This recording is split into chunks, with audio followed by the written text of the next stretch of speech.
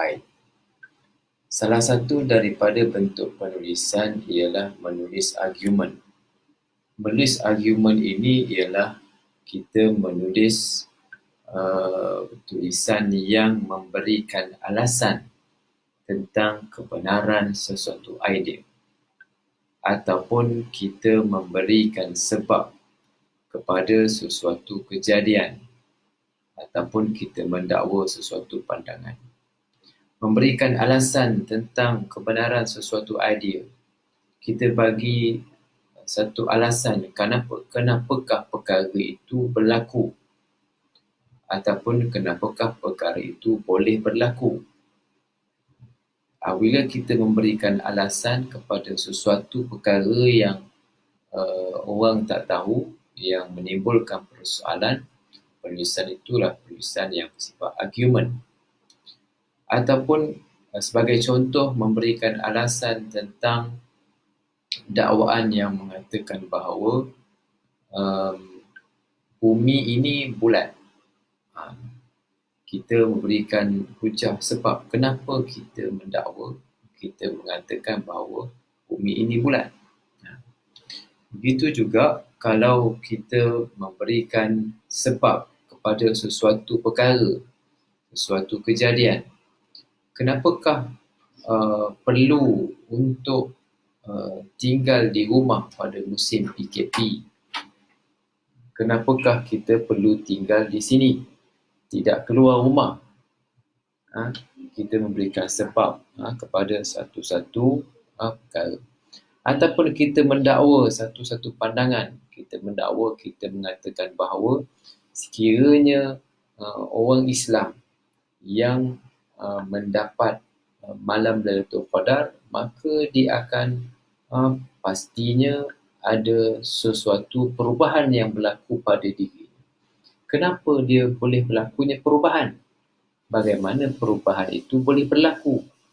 Maka bila kita memberikan alasan, memberikan sebab, maka kita perlulah mempunyai bukti, alasan, penjelasan yang cukup kukuh untuk membolehkan orang lain menerima kesimpulan, menerima pandangan dan menerima idea berkenaan. Jadi ringkasnya, argumen ialah sesuatu penulisan yang kita mendakwa satu-satu perkara, yang kita memberikan sebab penjelasan kepada satu-satu isu, kita memberikan justifikasi, bukti tentang kebenaran satu-satu idea. Inilah penulisan argumen. Sebagai contoh ialah kita mendakwa perkara ini. Contohnya ialah tiada gunanya jika kaya tetapi menipu dalam berniaga. Contoh. Ataupun kita mendakwa, kita memberikan sebab kenapa kita mendakwa memulaukan nasihat daripada Allah akan dipulau di akhirat nanti. Macam mana yang disebut memulaukan nasihat daripada Allah, dan macam mana yang disebut dipulaukan di akhirat kelak?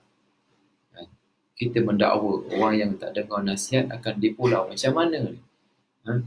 Apakah ayat Quran? Kalau ada ayat Quran lah. Begitu juga kaya bukan tanda mulia, dan miskin bukan tanda hina. Biasanya orang menyebut yang orang mulia ni orang kaya. Tetapi macam mana kita nak memujuk dan nak meyakinkan bahawa orang yang kurang bernasib baik itu bukanlah orang ni orang yang hina di sisi Allah, walaupun mungkin hina di sisi manusia. So bagaimana? So kita memberikan sebab pemujaan kita lah. Begitu juga mempositifkan diri apabila ditimpa ujian, kerana setiap kesusahan akan diiringi dengan kemudahan. Bagaimana yang disebut perlu positifkan diri? Kita memberikan sebab, memberikan penjelasan seterusnya lah tentang contoh-contoh yang lain. Jadi untuk membina tajuk argument ini, dia mestilah tajuk yang menimbulkan persoalan. Bila kita baca tajuk, dia akan timbul kepada kita kenapa. Dan dia akan kita teruja untuk mengetahui jawapan di sebalik tajuk yang dikemukakan. Biasanya tajuk yang menyentuh isu-isu yang jarang didengari, tajuk yang menyentuh isu yang besar, kita nak meyakinkan orang lain, tajuk yang kita ingin memberikan suatu penjelasan yang kukuh. Ini tajuk-tajuk argument lah. Jadi sebab itu kita tak mahu tajuk yang very straightforward.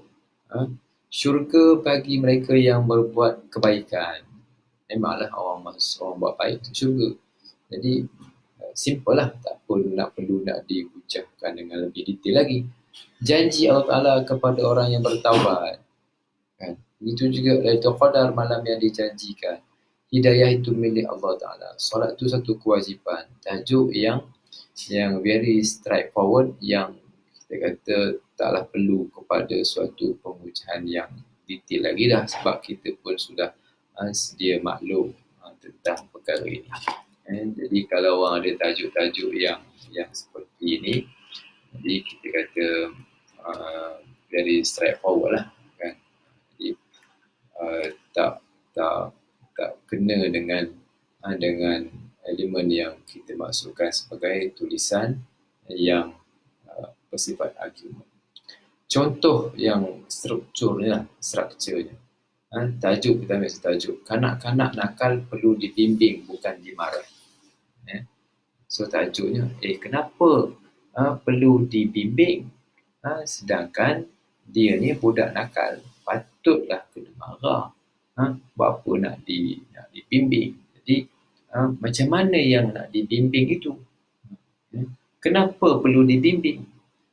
Jadi biasanya argument ini memberikan satu hujah kenapa, apa alasannya, apa hujahnya, apa buktinya yang mengatakan bahawa dia perlu dibimbing.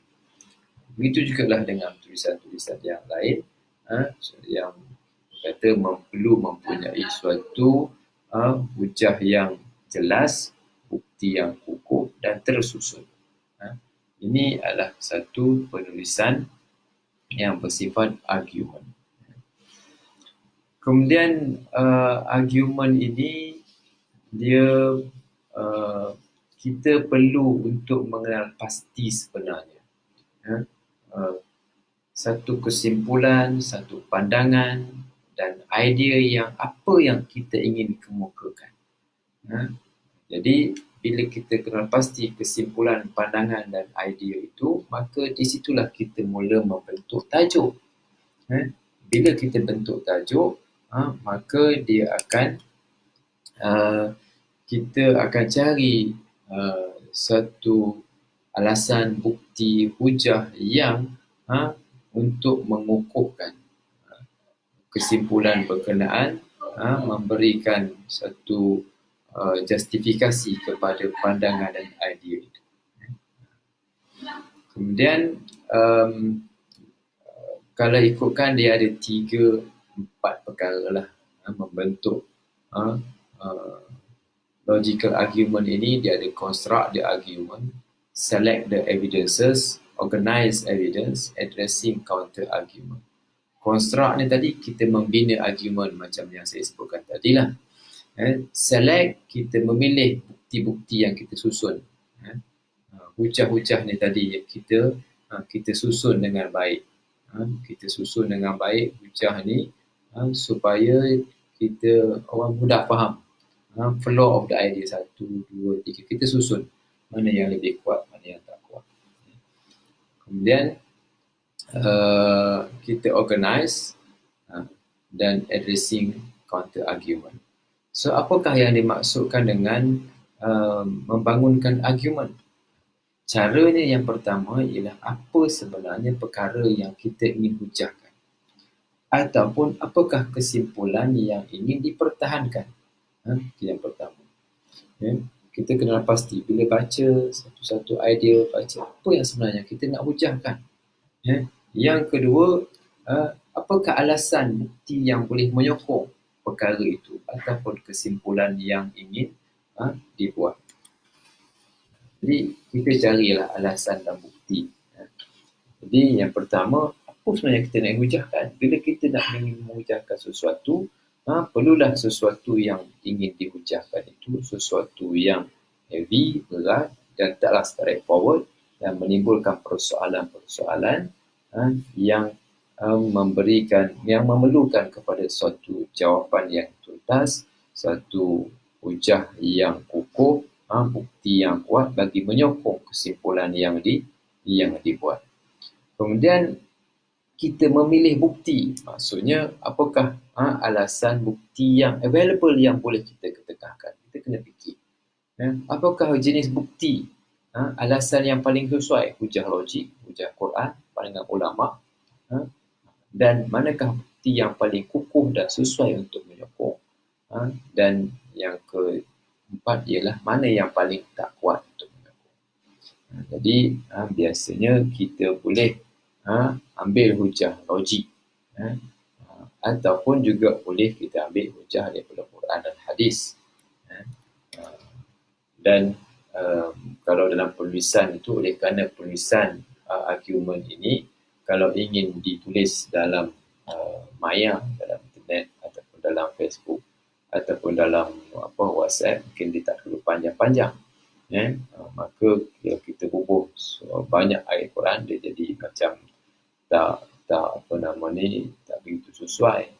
Mungkin kita boleh simpulkan, kita boleh ringkaskan, kita boleh berikan dia punya intipatinya, supaya dia menyokong hujah logik, dan juga pandangan-pandangan ulama yang sesuai dengan untuk menyokong hujah yang kita ingin ketengahkan. Jadi kemudian kita susun tulisan berkenaan dengan cantik. Bila kita susun, maka insya-Allah dia akan meyakinkan pembaca, dan dia akan memberikan suatu penjelasan yang jelas. Okey, terima kasih. Kita jumpa lagi di lain kali dalam topik yang lain. Assalamualaikum warahmatullahi wabarakatuh.